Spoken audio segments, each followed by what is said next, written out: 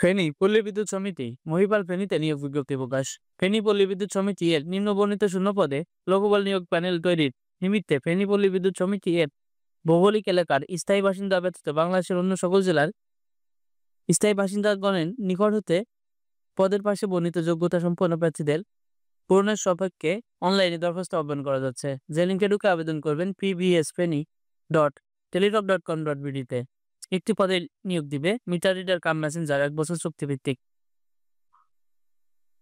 পদ সংখ্যা 32টি। বয়স সময়সীমা 18/11/2024 হতে 18 থেকে 25 বছর হতে হবে।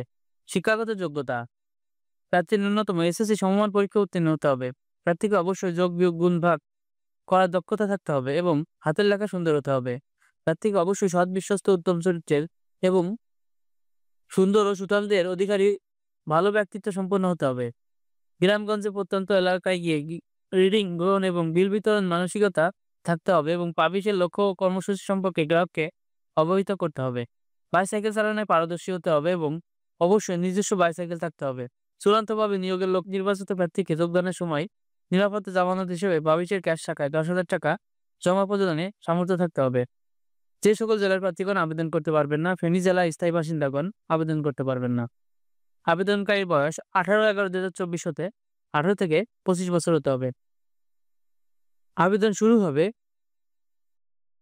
18 নভেম্বর 2024 সকাল 10টা হতে 12 ডিসেম্বর 2024 বিকাল 5টা পর্যন্ত। অনলাইনের মাধ্যমে ফি কাটবে 112 টাকা। এর সাথে অনলাইনে চার্জ সহ 220 কিংবা 200 টাকা হতে পারে। নিয়োগটি সাথে থাকার জন্য ধন্যবাদ।